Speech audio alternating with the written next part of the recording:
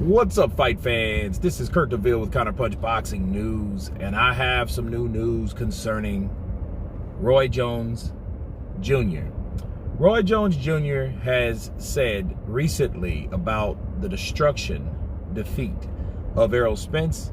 He says that he thinks the car accident had a bit to do with Errol Spence. And let me counterpunch. First of all, Roy Jones Jr. is one of my idols, okay? He's a guy that I look up to. He's a guy that I admire.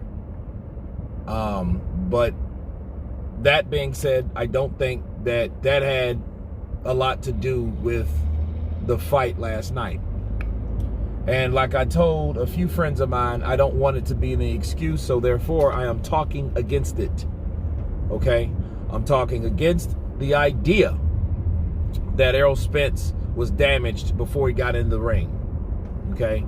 Because I saw that shit coming. I know people are going to use it in their defense, but I don't see how you can use it in any defense, simply because Errol Spence has been in 2 fights since then, okay? He took a long layoff. He fought, who's the first fighter? Danny Garcia. He fought Danny Garcia. Tough guy that never been down himself.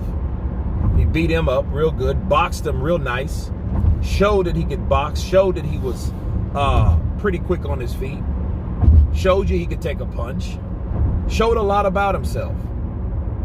Next fight, Yordenis Ugas did the same shit, even though he got his mouthpiece knocked out, you know?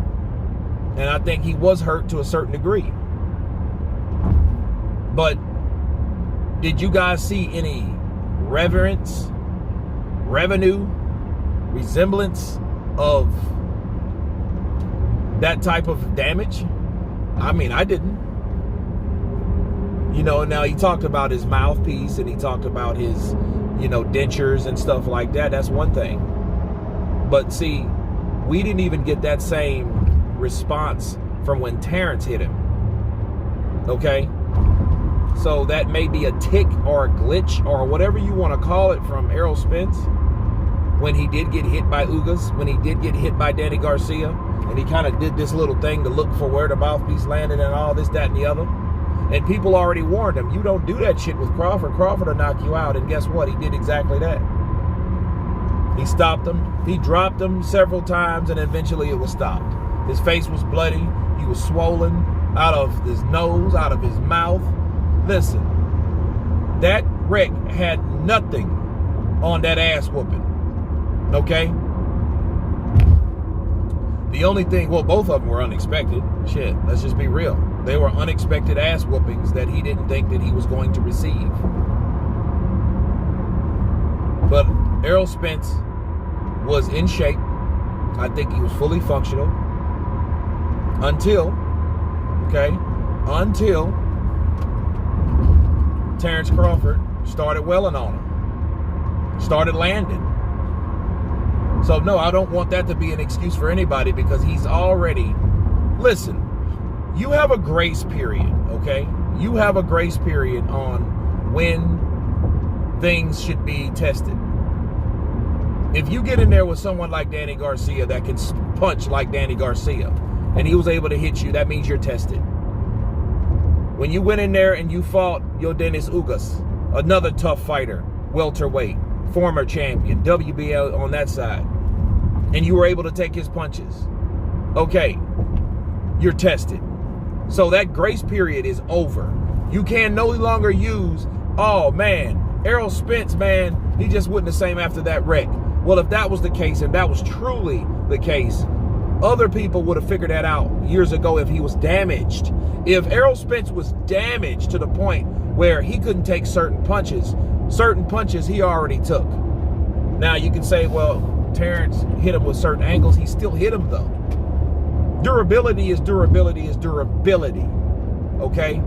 So no, I don't want to no longer hear, oh man, you know what? You know what, man? Errol Spence was damaged from that wreck. I don't think he'll be the same because of that wreck. No, it's not that. Don't pick the third fight just because he lost to start throwing that, car accident card. That's all you're doing. You're pulling the car accident card. And I don't want to really hear it. Errol Spence didn't say it. Derek James didn't say it. And his team didn't say it. So guess what? Don't anyone else say it. Let people speak for themselves. And he didn't speak about the car accident. Only he can justify that and pull that car accident card. Only he can say that.